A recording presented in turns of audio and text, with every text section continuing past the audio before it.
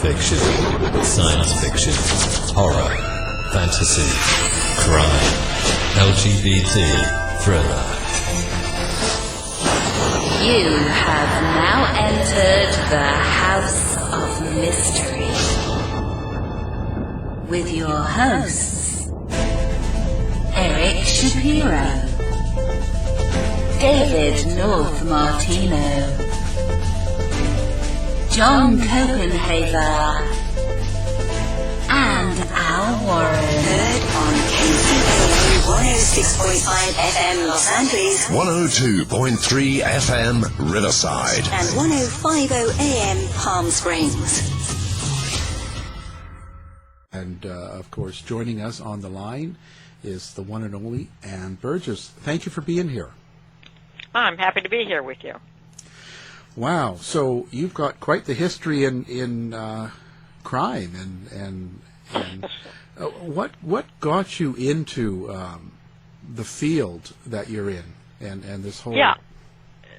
Sure, yeah, because I started out never dreaming I'd get into this field, but when I got into academe, which was not my main interest, I was interested just being a nurse psychotherapist, but was recruited into academe, and while there met a sociologist who came to Boston College about the same time, Lynda Holmstrom, who was looking for a new research project.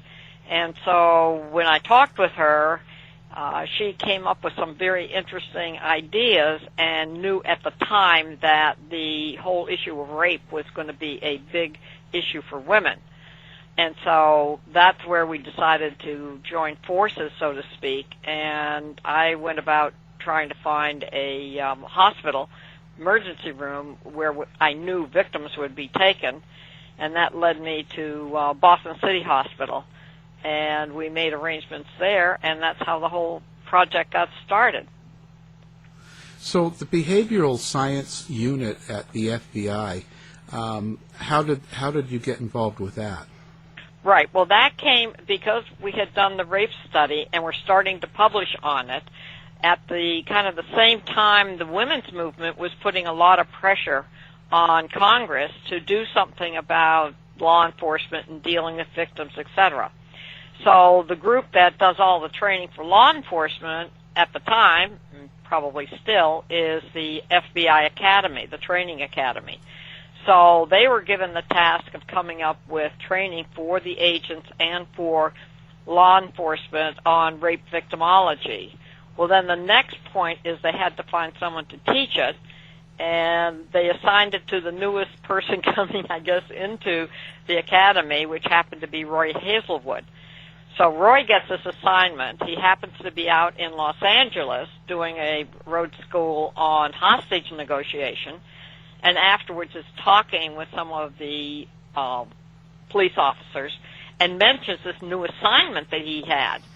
And when he kind of asks everybody who knows anybody that knows anything about this, one of the juvenile police officers was Rita Connect, who also had earlier been a registered nurse and who was keeping her skills up over at the local emergency room. She said she had just read this article, which happened to be the very first article that Lynda and I had written, and it was in the American Journal of Nursing, which is our main journal, and it was just called The Rape Victim in the Emergency Room. So Rita said, I think this nurse is out on the East Coast, why don't you give her a call? And Roy did, and invited me down to teach on this, and that's really how it got started, because I then met the other agents, which included Bob Ressler and John Douglas, who had just begun their project on the criminal personality study on serial offenders. So what was your actual role in the behavioral science unit?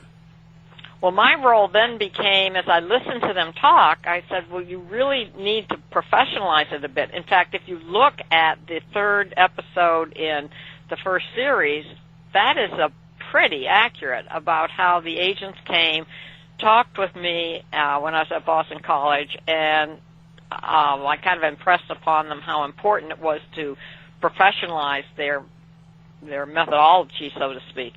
So they asked me to help with them, and that's really how it started. We came up with a 57-page questionnaire. They had to fill out, I think there were 488 variables, so we really developed quite a database. And so then my job was, after we got the assessment form, is to make sure the data get entered, and then I had, by that time, had received some money from National Institute of Justice and had a team, an analytic team that could then crunch down the numbers and come up with the statistics, and then we wrote it up and published it as a book and also journal articles for law enforcement. So my role was really from the methodology part and making sure that we had a good database and interpreting the data. That was important, to use behavioral terms rather than just psychological terms. That was the one thing they didn't want to do. They wanted to make it more law enforcement, if you will. And as John Douglas said to me one time, he says, I don't know how I can go out and find somebody who's got an Oedipus complex, which was a kind of a psychological term at that time. He says, I need behavior. I need to know, like, what age to look for, how tall they are, what they work at, what their relationships are, et cetera, et cetera.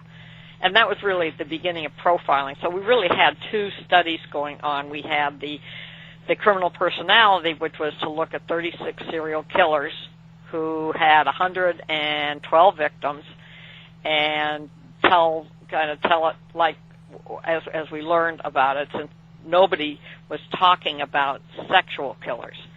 And then the other piece was to do the profiling. How did they then take all of a case comes in, put all the crime scenes on the table, talk about them, and then come up with a profile. That was the second part of the project. How do you feel the FBI was, and was there resistance within the FBI for what you guys were doing? Well, there was resistance in terms of make sure that you do things that make us look good, so to speak, which I think everybody always wants. You want to do something to make your employer look good. But it was also that they had a mandate, so to speak. It was William Webster was there at the time, and he said, we want you doing research. We're an academic training program, and academic training programs do research. He was very right, and I remember him saying to Bob Ressler, don't make this shoebox research. Make sure it's very, very reputable and can pass the peer test, so to speak. So they had it was a high bar that they wanted to do, which was excellent, because you certainly want research that's good. And so that they didn't resist it. Once I think the director came out in support of it, the only resistance would be on the profiling. Now, are you really sure that you're doing this profiling right? That we really are going to reduce the suspects, that shrink the suspect list, I think is the way they put it. That was the purpose of profiling, is to reduce the number of suspects and help law enforcement to really focus in on the ones that seem to have the most characteristics from the profile. What kind of reaction did you get from your peers, like in academia and science? Well, it wasn't a popular topic. It still isn't. So there was some resistance from that standpoint. Certainly in my field, nursing, it was this was kind of a new area of nurses doing this. There wasn't too much resistance. There was, I think, one of the lucky things is they didn't give us a lot of attention, because I don't think they were that interested. So we were able to pretty much do our counseling and interviewing, at least of the rape study, at the hospital. And then, of course, down at the academy, they were getting so many cases in that they wanted some help, so it was a little bit different for them. They were trying to train some people so that they could answer these questions when law enforcement would say, gee, we have this case, we need to find out who's doing it, et cetera, et cetera. So it's still not popular today, even with all the TV shows and stuff? I think it's very popular today from the offender standpoint. There seems to be great fascination with crime, and I think it's for two reasons. One, just the fascination of what people do to each other.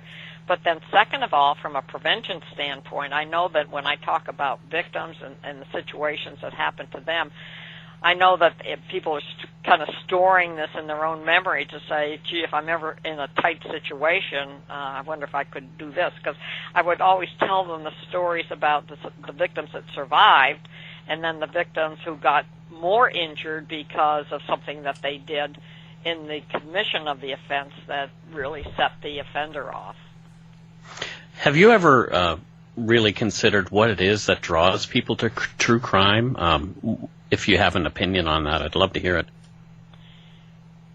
Well, my opinion would be, again, as you say, the fascination with it is to learn something. I would hope that's what it is. Now, it may not be. I guess that would be a research question, but it's, can we learn something that will help us from prevention standpoint?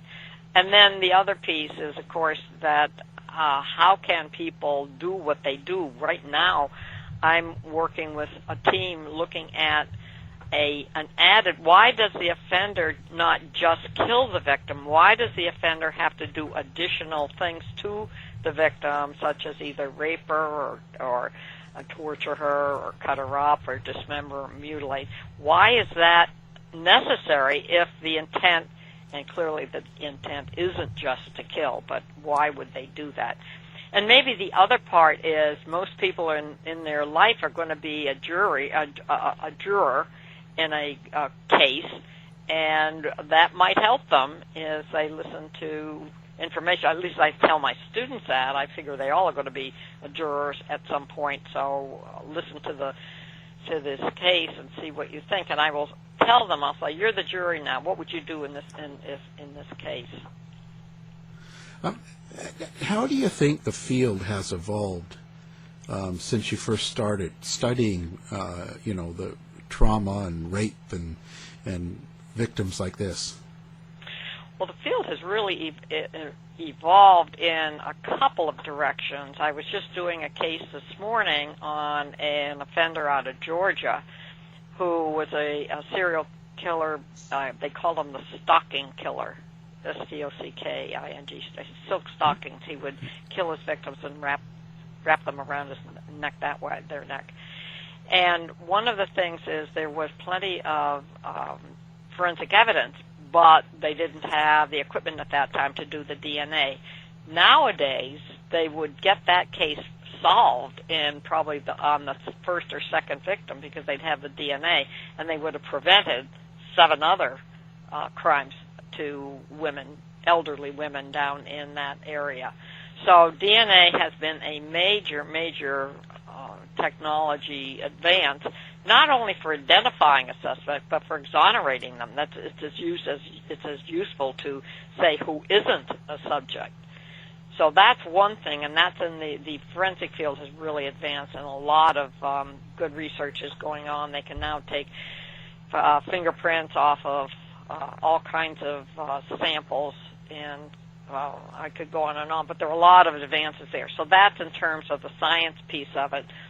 But the advances have been made also in terms of victim interviews and offender interviews and trying to prepare cases. I think prosecutors and defense attorneys have learned a lot over the years. So we see very different kinds of, very sophisticated kinds of presentations coming on now. So I guess it's, and then from a counseling standpoint, we have really improved how to help victims if they develop PTSD to advance or correct that. So I think all fronts we've made advances, say, in the last 10, 20 years. What about the silent victims, the ones that are scared to report and stuff? Is there anything that's helped that come along? Well, that's a whole different matter of whether to report or not, and that's been a very serious problem for those of us who work with victims, for them to be able to come forward. And it's for a variety of reasons. It isn't for one or two reasons, but there can be a variety of reasons. Many times they're very embarrassed.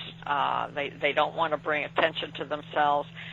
But more importantly, it's one thing to have a victimization and not tell anybody, because then you don't have to deal with the reaction. When you tell somebody, whether it's a therapist or a counselor or take it to court, then you have to deal with the social reaction, and the social reaction can be as distressing and traumatizing. I know that we have a problem in the academic field, or in situations where both the victim and the offender know each other, and they are resistant. The military, too, is also another place where this happens, because they then have to live in the situation where the offender and victim may still be. Whether that's, if you're an academe, it can be classes in the military, it can be under a command or whatever. So it's very complicated when the offender is known. When the offender isn't known, it's easier for someone to come forward. But we've tried to help victims, and we often, or not we, but the attorneys will do a Jane Doe case. So her name is never used, or his name is never used. It will be John or Joe, Jane Doe. And that's one way to protect the victim from public recognition.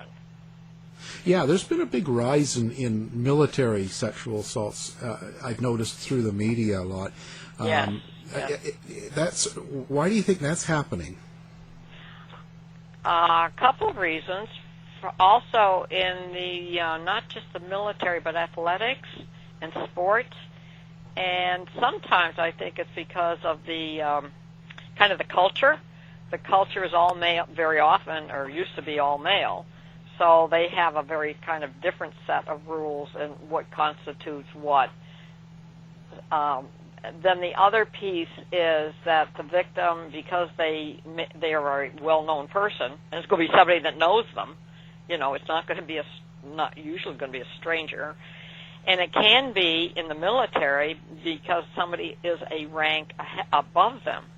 And so bringing any kind of a charge against a higher rank is going to have its problems. And given the culture, I know I've worked some cases, it's been unbelievable what the higher ranks will say. It's like, you're making too much of this, or you're a soldier, you can't be, what are you complaining about? Those kinds of very demeaning statements are made to the person making a report. And that's not just the female.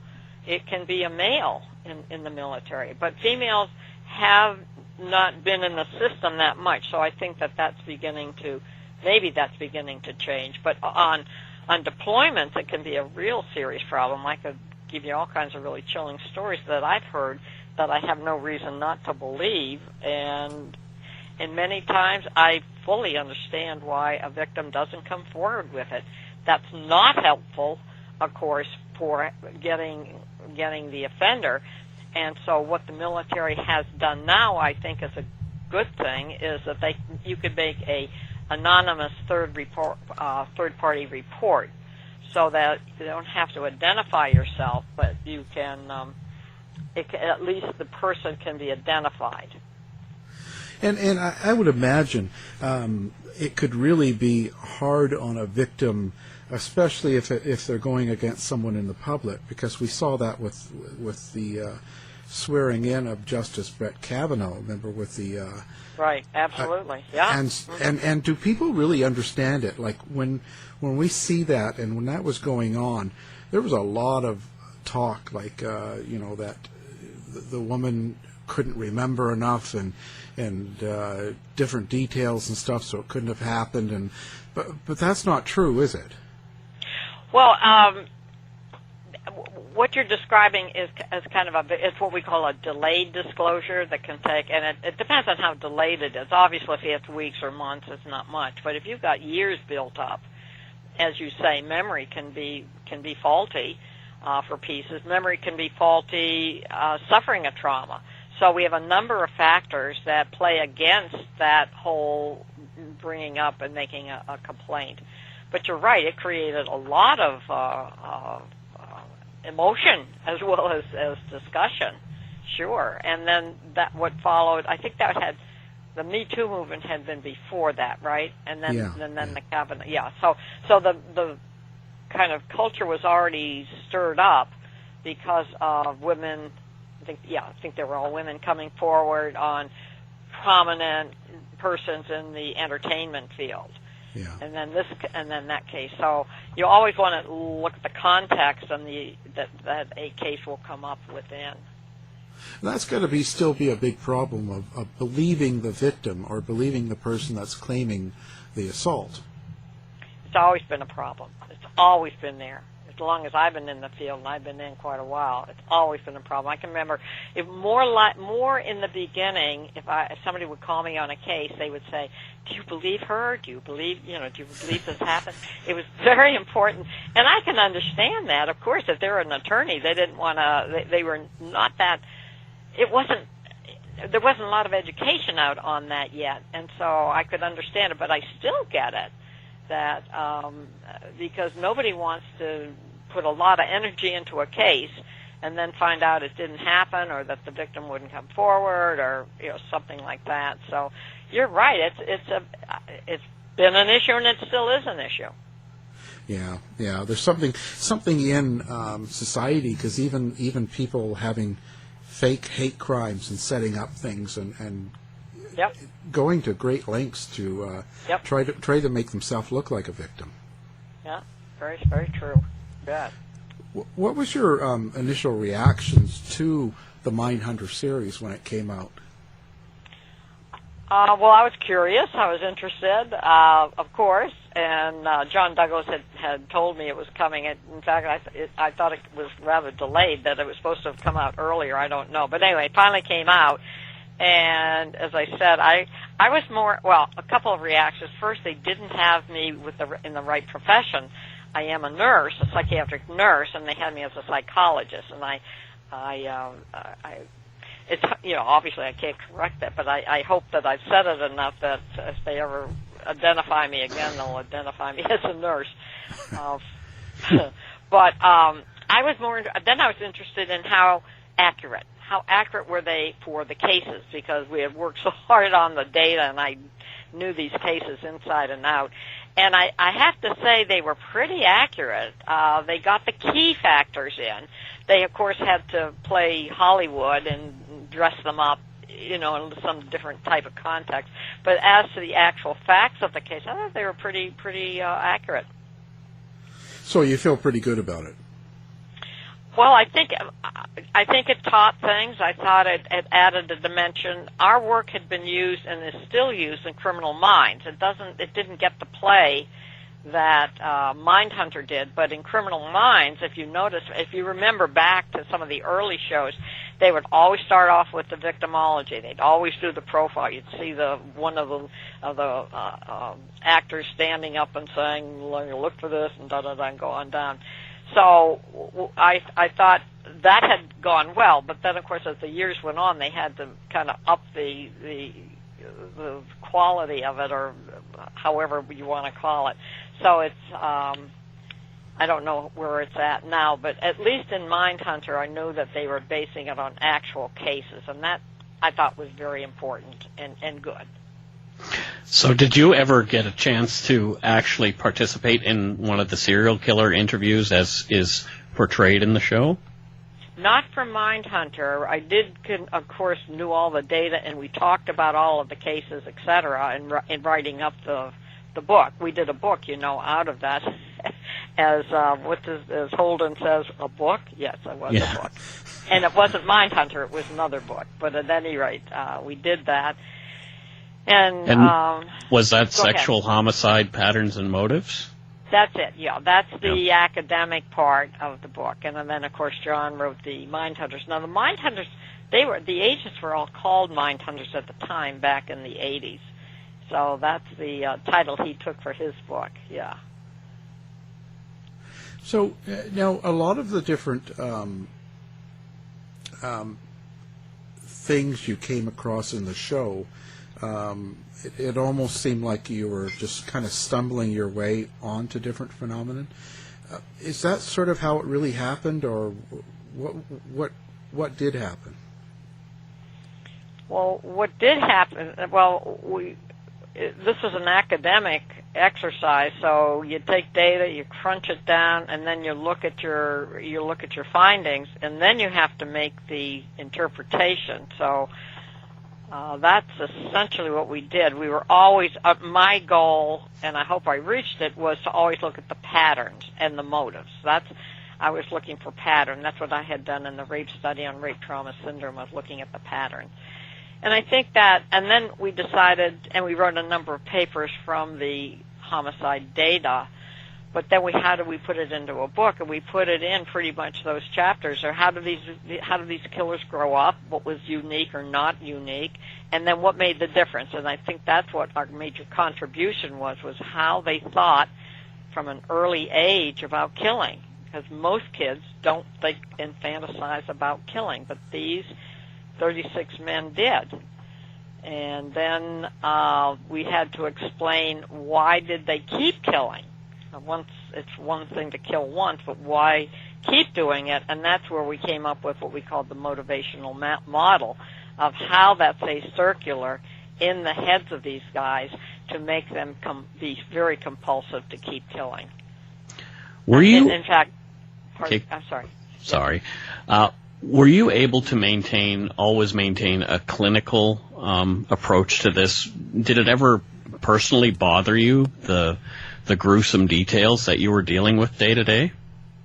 Well, all murder bothers me. So yes, I'd have to say that it's a terrible behavior that occurs to a person. But I was as interested in getting the information out to see if we could prevent it, if we could get to these people earlier and get mental health to understand it, or law enforcement of how to approach these situations, and often to look and see if you can see the pattern and then figure out the suspect to do the profiling. So I was, and I think our whole team was caught up in that, of having the larger goal to get this done. But at an individual level, these were terrible cases of what happened to women and children predominantly, and not so many men. Men get murdered, but not sexually murdered. So the character that is kind of who you're supposed to be in the Mindhunters, I'm wondering. She was fairly strong and independent in that show. Were you one of the only few females in the FBI and that department at the time? Pretty much. Now, the females they had were the support staff. So, you had females, but they were at a level, not at an agent level. They were the secretaries, administrative assistants, that type. As far as the agent went, they started, I remember 3 that came in the time I was there, but it was unusual for a female to come in, mainly because in the FBI you had to serve you had to kind of go through the ropes and serve in a different capacity, and then to get to the academy you had to have a lot of experience. So there were none in the program at the time I was there, but as I said, more came in, and now I think it's quite diverse. Wow, it's amazing. Now, what do you think of the series overall? The Mindhunter series, the series overall. Yeah. What do you hope people get? I hope people get, first of all, from the first series, the one that was last year, the first series, I think what they showed were the ways of interviewing and some of the reactions that the offenders had. And I think that's good, that it's not very easy for the agents to go in and just sit down and talk to these men. And they certainly learned very quickly, if you read Ressler's book, that they always would send 2 in, that to send one person in, that put Ressler in a really tight situation. And so they always send 2 in, which makes sense. So I think that's what was taught, the way they, and the ones they did were the main ones we had. That would have been Rissel, Monte Brisso, who was a rape murderer, and then I always combine him or compare him with Ed Kemper, who was a lust murderer, who would have killed and then done things to the body. And then you had Brutus, the shoe fetish. I mean, they really did mix and match there in that whole first episode. In the second episode, they have gone to different types of offenders. I think Manson and I forget all of them, but so they're doing a different way, which I think is good, to mix them up a bit. And I have no idea what they're going to do for a third episode. There were only 36, but John Douglas has many more cases that he had done while he was in the Bureau, more than the 36 that we studied. So I think that they have drawn from that population. Now, I've done my own. You asked about mine. I've done my own cases since all of that, because I certainly learned a lot in interviewing and putting a case together. You had some sort of involvement in the Satanic Panic abuse cases, didn't you? Not in the Satanic cult stuff. I did a couple of preschool, pre-kindergarten cases, like daycare cases. Right. And I did them at 3 separate federal agencies because I was asked to come in and help. They seem to have some satanic features to it, but in one of the cases it was just young people who were the caretakers or the workers there who were scaring the kids and using that, so it wasn't a real, I never worked a whatever would be considered a real cult case, no. Wow. And now false sexual abuse claims. Have you dealt with a lot of that? False sexual abuse claims, I've done, I did the Duke Lacrosse case. That was a big, major one. That's probably the most major one. I certainly have done some others where there has been an allegation of sexual abuse and not necessarily followed through. Did we get the evidence for it? So I'd have to say the Duke Lacrosse case was the main one I did. Wow. So what do you do nowadays? Are you still writing books, or are you doing speeches, or what kind of work are you doing now? All of the above. I teach, of course, I teach, I have 5 courses I teach at Boston College, and they're in the forensic field. One's victimology, where each week we do a different type of victim. Then in the spring I do the offender. Each week we do the crime case from the offender standpoint. And then I do forensic science, which is putting the case together, and I do a lab. So I teach, and I still do cases, and I do speaking. Pretty much what I've always done. Well, that's pretty amazing. Now, do you have a website? No. Oh, staying away from the... No. I don't even have an iPhone. Oh, you're smart. I stay away from that. I don't need anything extra to take my concentration away. Yeah, just. Do you have any influences that have really affected your life? Any influences? Well, my professional work, working with crime victims, certainly has. The other thing I do that I like to, I'm actually trying to get a replication study to do, is I've had a great interest in veterans and veterans coming back into academe and trying to be absorbed into the academic setting. So I have my student athletes, I pair them with a veteran, and they have a workout twice a week, and then we bring them over for a little class, use any type of faculty. I get my faculty to come in and talk, and then that has worked really well, and it's something that I feel nursing can do from an academic standpoint within to encourage more coming back. And BC has its own now advisory board for veterans, and is making a real concerted effort to make veterans feel comfortable coming back into finishing their degree. Wow. Now your last book was in 2013, Crime Classifications Manual. That's true. Now, what is it that you wrote that book for? Like, what were you wanting to get across to people? Well, that was trying to, if you will, kind of mimic what the DSM is to mental health, a diagnostic and statistical manual, where at the time, crime was, a murder was a murder, and rape was a rape, and they didn't have any way of classifying it. So you really can't do treatment or intervention or understand cases if you just have a kind of a conglomeration of a type.